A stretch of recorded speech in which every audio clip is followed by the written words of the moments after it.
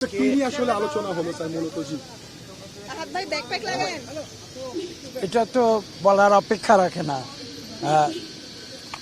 আমেরিকার যুক্তরাষ্ট্র যারা বাংলাদেশের একজন অত্যন্ত শুভাকাঙ্ক্ষী রাষ্ট্র হিসেবে আমাদের বিভিন্নভাবে অতীতে সহযোগিতা করেছে। আজকে নতুন সরকার এসেছে, কাজেই তারা স্বাভাবিকভাবেই এদেশে আসবে। বাংলাদেশে কি হচ্ছে, আমাদের নীতিমালাগুলো কি, আমাদের ভবিষ্যৎ যে কর্মপন্থা সেগুলো কি, এবং বিশ্বের বিভিন্ন দেশের সঙ্গে আমাদের যে পারস্পরিক সম্পর্ক, বিশেষ করে আমেরিকার যুক্তরাষ্ট্রের সঙ্গে আমাদের যে সম্পর্ক, সেসব বিষয় নিয়ে তারা সার্বিক আলোচনায় অংশগ্রহণ করার জন্যই এদেশে এসেছে। স্যার, মার্কিন যুক্তরাষ্ট্রের সাথে আমরা দেখেছি গত সরকারের শেষ সময় একটা চুক্তি হয়েছে, সেই বিষয়ে কি কোনো আলোচনা হয়েছে কিনা?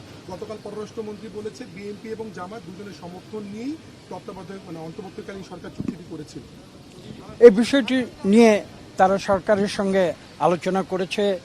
কি আলোচনা করেছে সেটা হয়তো সরকার আপনাদের জানিয়েছে এবং তারাও আপনাদের জানাবে।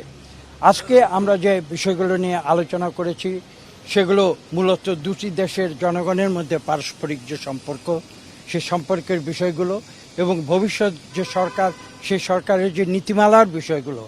এবং আপনারা জানেন যে আজকের বিশ্বে যে বিভিন্ন ধরনের যে ঘটনা প্রবাহ, সেই সমস্ত কিছু সার্বিক বিষয় নিয়ে আমাদের সঙ্গে আলোচনা। একটা বিষয় একটু জানতে চাওয়া যে সংসদীয় ব্যবস্থায় এবারে সরকার কিভাবে পরিচালনা হবে এবং সেখানে বিরোধী দলের অবস্থানটা কি হবে, সেই বিষয়গুলো নিয়ে আলোচনা হয়েছে কিনা? বিরোধী দলের বিষয় নিয়ে সরাসরি আমাদের সঙ্গে কোনো আলোচনা হয়নি।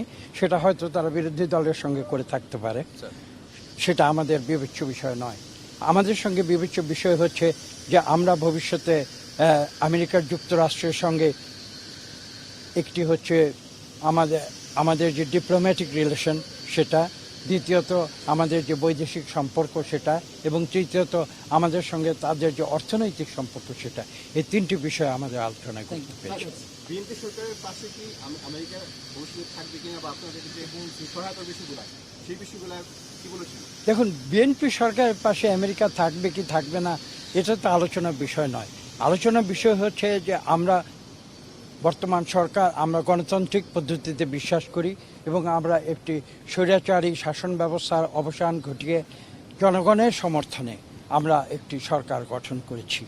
এবং আজকে মূল বিষয় হচ্ছে এটি যে আমরা মানুষের যে কথা বলার স্বাধীনতা, মানুষের যে মত প্রকাশের স্বাধীনতা, মানুষের যে অর্থনৈতিক স্বাধীনতা, সেই বিষয়গুলো নিয়ে আমেরিকার যুক্তরাষ্ট্রের যে নীতি, সেই নীতির পারস্পরিক সম্পর্কগুলো আমরা আলোচনায় এনেছি। ধন্যবাদ।